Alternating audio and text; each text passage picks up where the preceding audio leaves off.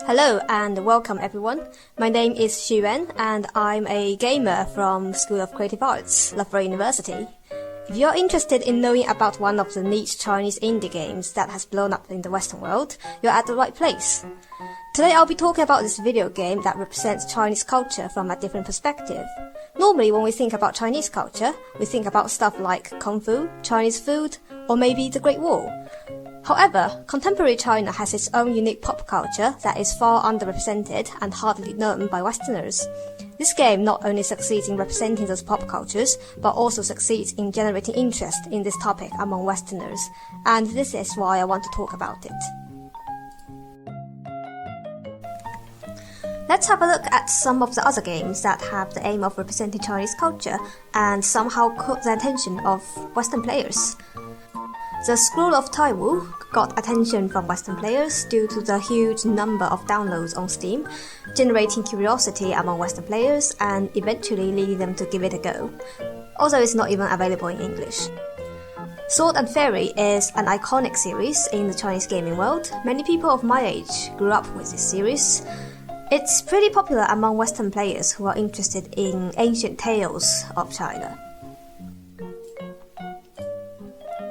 Black Myth Wukong was all over Western gaming-related social media last year due to it being a Souls-like game based on the well-known novel Journey to the West. Total War 3 Kingdoms makes use of the popular title and introduces Western players to a piece of classical Chinese literature. What we can summarize from these popular games is that they tend to represent the traditional and the historical cultures of China. For example, martial arts, wuxia, legends, and classical literature. And it works because players love these fantastic, exotic cultural features. But here we have a problem. It's 2022. Chinese people don't really walk in the streets in robes or fight each other with swords or command armies on a horseback. Is there a way to represent the contemporary aspects of Chinese culture through a video game? There have been some video games that are set in a contemporary Chinese environment. For example, the recent game Sifu is set in contemporary China. However, the theme of the game is Kung Fu, so that's still a traditional aspect of Chinese culture. Sleeping Dogs represents contemporary China with the iconic busy streets and also incorporates the infamous face culture of China, which is really cool. However, the violence factors in the game and the focus on the Chinese triad may put off some players who are sensitive to these topics. So there is this one game that focuses on representing contemporary China, especially the pop culture, called Chinese Parents. I know the game's name sounds pretty boring, but this game has caused some impact in the gaming field. And most importantly, the game wasn't originally aimed at Western players, but got a lot of attention from them. This is shown in the Steam reviews, where many people were shouting, "We need English." Let's have a look at why this game is special. First of all, it's a simulator of an average life of a Chinese kid in the contemporary era, and this is something new in the gaming field. It has also been reported by major English newspapers such as the New York Times and South China Morning Post, which is really surprising considering that these newspapers don't really focus on video games but reported this one. What's interesting is that both newspapers focus on how players can be a tiger mom in this game, referencing a common Western stereotype of Asian parents. Additionally, the game has also won 2 indie game awards, one of which is related to cultural representation. And most importantly, this game caught the attention of non-gamer Westerners too. Here's a screenshot of my conversation with a friend who has never played video games in her life, and she wanted to see this game too. Like what I've mentioned earlier, this game wasn't originally aimed at promoting contemporary Chinese pop culture to the West. It was intended for Chinese millennials, for them to reflect on their childhood and teenager years in a nostalgic way. However, from the English Steam reviews, we can see that Western players love the accurate cultural simulation, the fact that it reflects contemporary Chinese culture through attire and memes, and that it creates empathy for the characters even across the East and West cultural divide.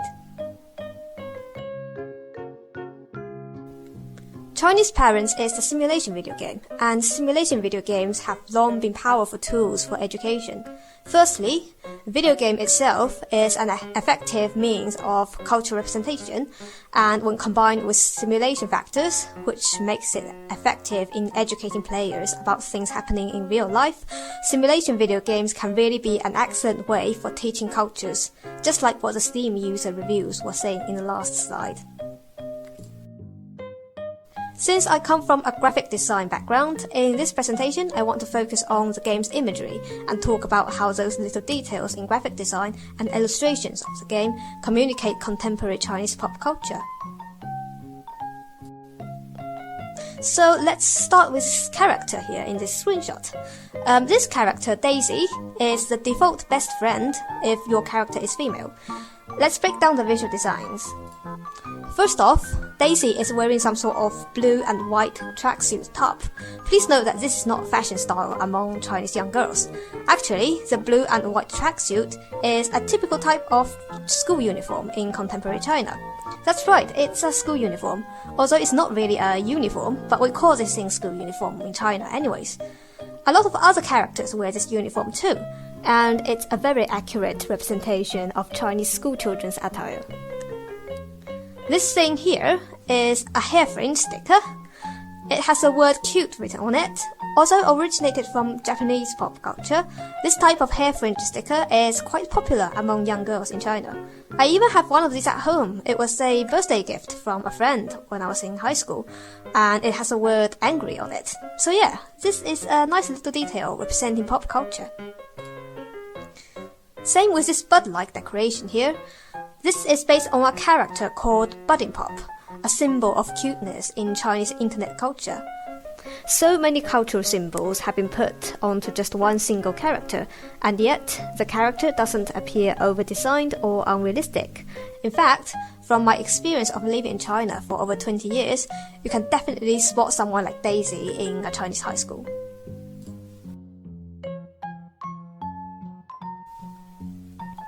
Daisy can be seen as a character that has been designed with all those iconic visual elements to intentionally showcase contemporary Chinese culture.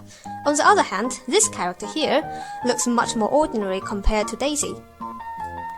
However, this badge here might be unfamiliar to people outside mainland China.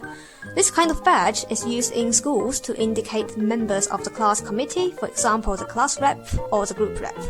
The number of lines indicate different rankings. For example, a class rep gets 2 lines and a group rep gets 1 line. I believe this addition here is not to intentionally display culture, but to create a strong sense of nostalgia among players, as it's highly likely that many Chinese people have had one of these when they were kids. However, for Western audiences, this is a tiny detail that is likely to grab their attention and make them wonder the culture behind it. This character is a grown-up version of your character if your character is male.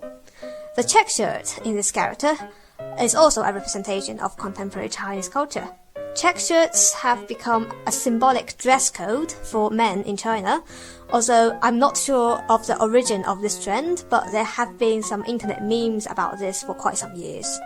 Have a look at this guy in the movie Abominable. He is wearing a check shirt too. Abominable is a movie that aims at representing contemporary Chinese culture, and the movie developers surely know what clothes he should be wearing.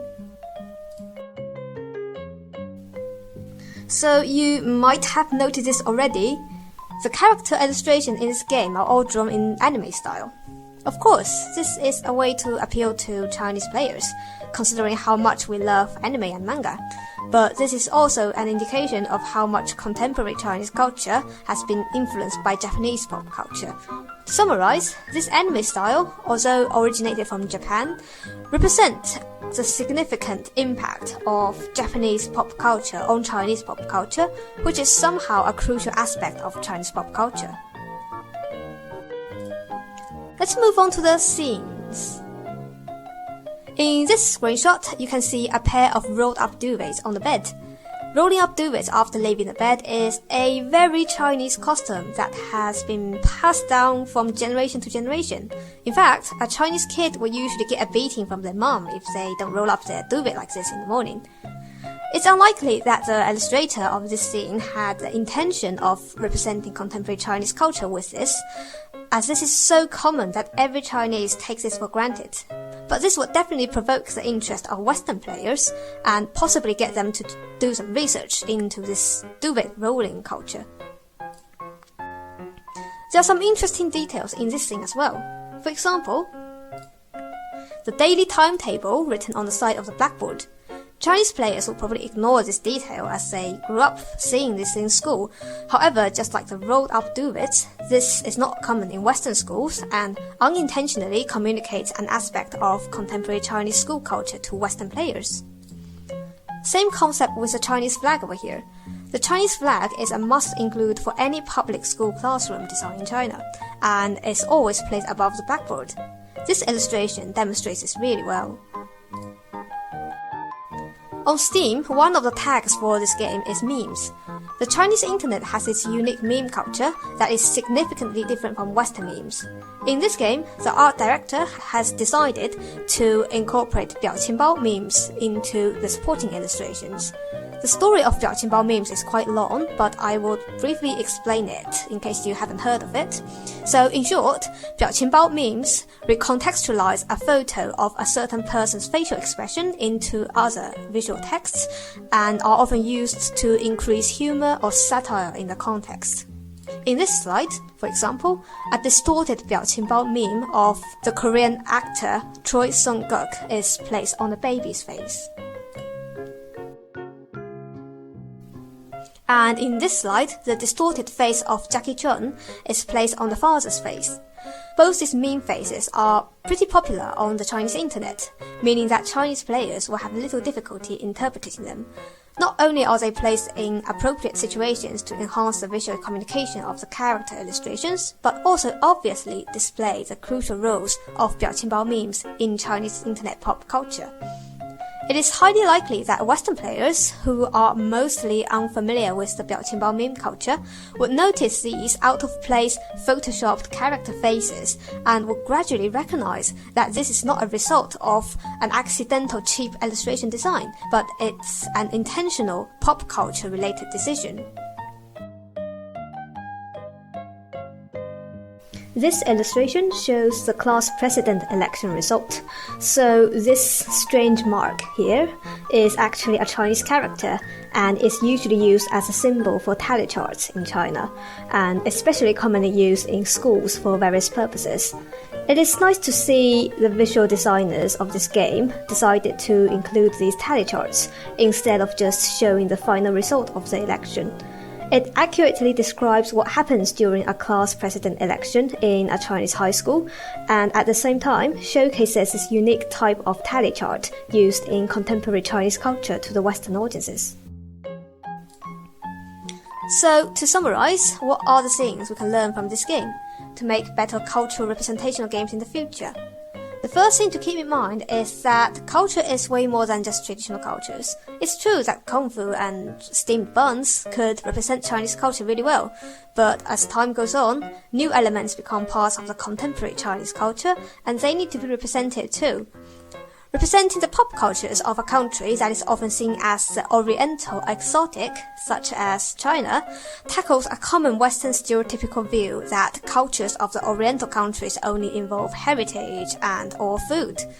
The contemporary culture elements are displayed through multiple visual factors, and even the slightest detail, such as a badge on a sleeve or a tally chart on a blackboard, could act as a signifier and communicate cultural information to the player. Besides contents, the art style of the game could potentially say something about pop culture too, such as the anime looks of the characters and the application of 表情包 memes. Lastly, an important factor why this game caught the attention of the West is that it includes the Chinese tiger mom parenting style, which is a stereotype as well as a meme material in the West. From the news reports, we can see that it is mainly the tiger mom part of the game that they are reporting. This tiger mom stereotype can be seen as a selling point in the Western market, and is what encourages Western players to give it a go. And they play through the game, and they would gradually recognize that other aspects of Chinese contemporary cultures are included in the game as well. And they would recognize that the life of an average Chinese kid in mainland China is much more than dealing with tiger mums. Therefore, this is a strategy that future game developers might want to use. And this is the end. Thank you for listening. I hope everything made sense, and if you have time, please try this game out. It's only £7.